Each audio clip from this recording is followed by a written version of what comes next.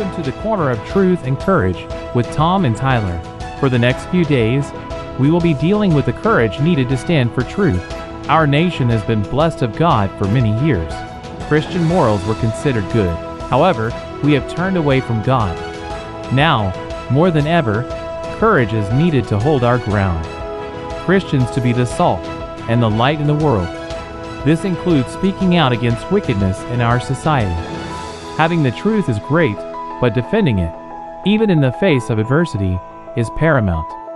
Truth is under attack in our schools, workplaces, courtrooms, and government.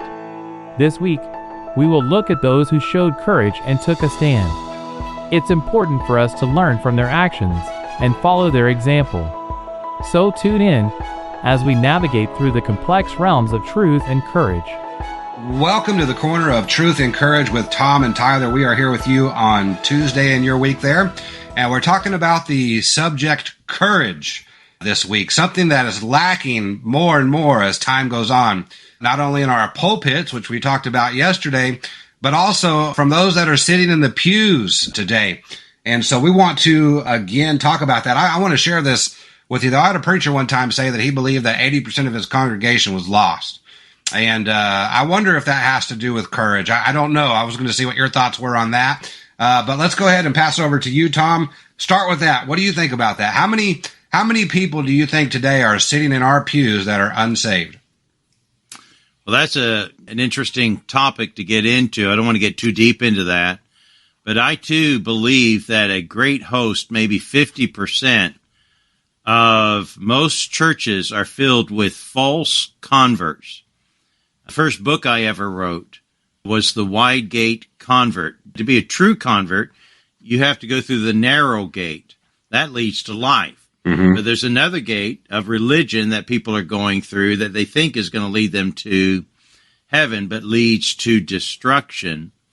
And that is the gate of religion. And I believe many people who have gone through the religion gate of Christianity, they believe a few things mentally, but they're professors, but not possessors.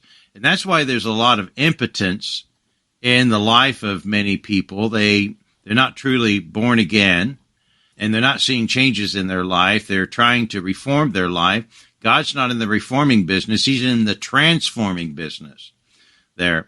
But regardless of whether you're saved or unsaved, there's evil that is going on in our community. And many of us profess that we believe God's standard is the right standard, but we're afraid to stand up and speak out for it. And, when you don't see leadership, we talked about yesterday, seeing courage in the pulpit.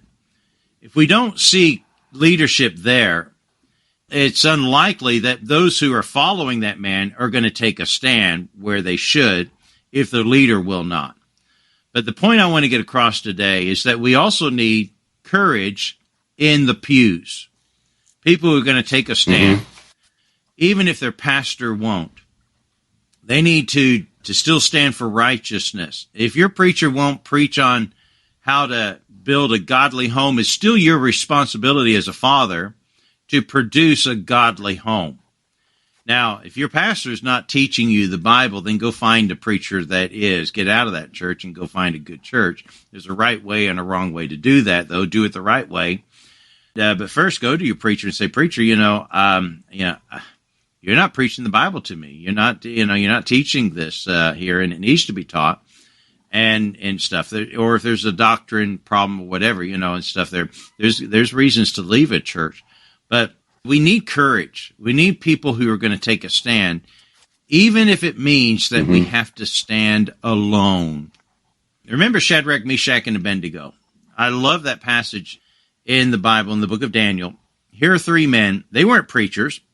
They were just simply slaves. They were captives, taken out of their homeland, young men, but they knew certain things were right. They had some teaching of what was right and who God was, and you're not to bow down to any false image or any other god. And they were taken as captives. They probably would have been thought of by many, well, it's okay, you had no choice. You were going to die if you didn't worship this false god and bow down to that, evil idol of Nebuchadnezzar. But they refused to do it. They said, no, we're going to stand for God. And because they had the courage to stand, they said to the king, said, hey, we may burn, but God may choose to spare us. But whether he does or doesn't, we're not going to bow down to your idol. And what courage, that's amazing that they had the courage. They weren't even preachers. They were people of the pews. And they stood up. Now we find later, because of their courage, not only did God spare them, but it changed the king's heart. You continue reading in that chapter that the king changed the laws because of their courage to take a stand.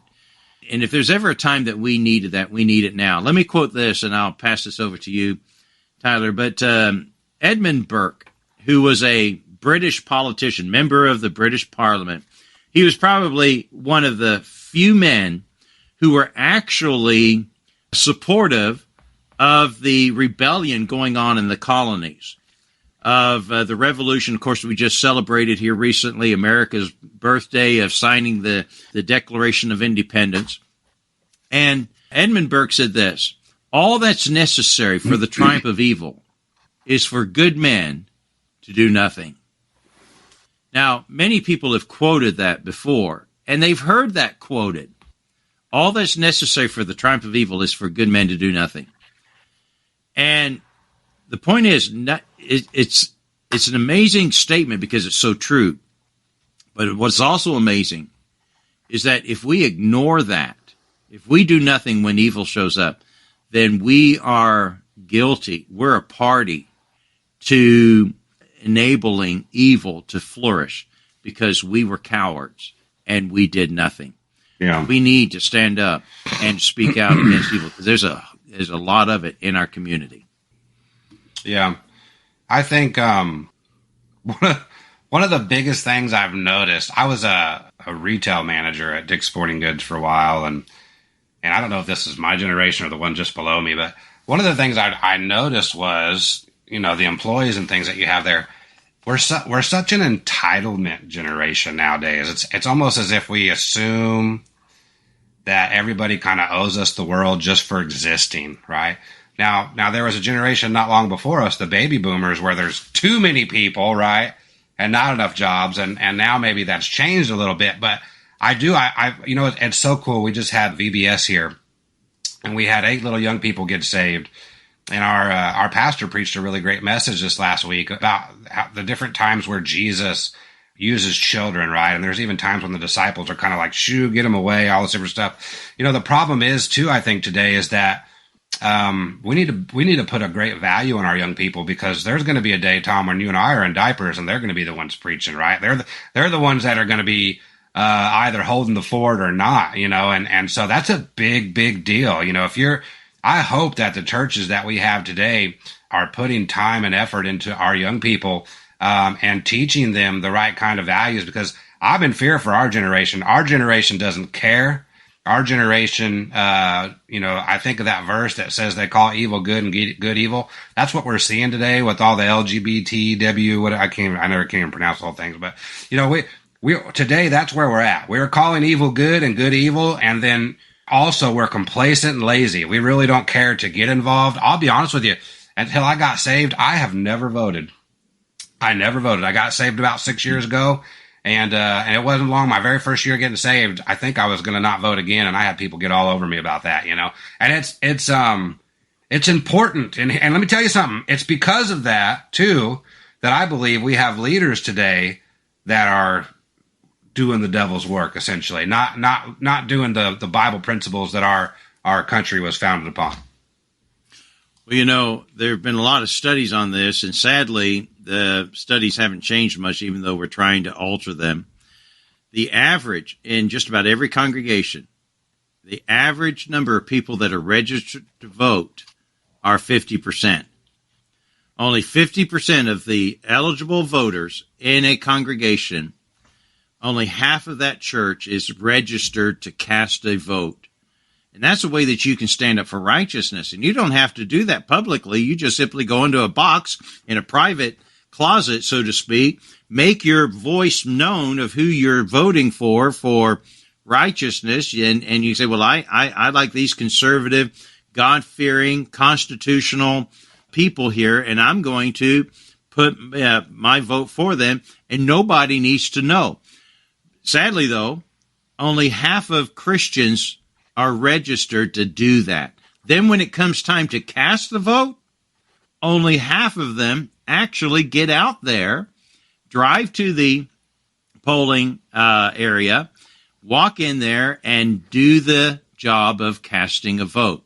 So that means if only half are registered and only half of those people actually cast a vote, only 25% of the average church members actually vote in elections. And if anything, we learned how important it is to vote even for local government issues, not just when COVID came out. That showed us how important that was. Yes. Yeah. And let me bring you a thought that I've had, okay? I know God's called me to preach, and not everybody, that's not God's will for everybody, and that's okay. But I like what you said about Shadrach, Meshach, and Abednego. There were people that saw that. Nebuchadnezzar saw that, and it made a change in him. And as a Christian, here's a question that I have for you. If you are not willing to stand up and have courage for the things that God would have you to, how many people don't get to see God in you because you don't do that? You know, those are questions that I think about as a preacher. If I was to not do whatever God's will is for my life, how many people then don't come to Christ? How many people then don't get to see Jesus through me that would have had a life change, of salvation that they will not get because I am a coward and too afraid to do what God would have me to do? Well, there's going to be things that when we get to heaven, we might be able to understand those things because we didn't do that. These things happen, and we may have knowledge about that there, but we're at a crossroads. And I've had people who were alive during World War II when Hitler was coming to power who pulled me aside and said, Tom, a lot of things that are going on today are very similar to how it was in Europe during that time period. And I grew up over in Europe, and so I have a lot of connections with those people who were there, who saw it and witnessed these things there. And the biggest problem is that people were afraid to have the courage to speak out. And eventually got to the point that if you did speak out, you could be arrested, thrown in prison, or lost your life. When they had the opportunity to speak and the consequences wouldn't have been as detrimental, they didn't do it. Then the consequences got too great. Then they certainly were afraid to speak out. And we need now to take things back. We've allowed so much ground to be given away to those who wish for evil, for the transgender nonsense, those things calling good evil and evil good. We're certainly there today. And we need God's people in the pews, people in the pulpits, to take a stand and to speak out for righteousness, to be the salt and light. Well, that's going to be it for today. Tomorrow when we come back, I want to talk about some of the lies that are going on that we need to have the courage to speak against. And I hope you'll join us tomorrow at the Corner of Truth and Courage. God bless you.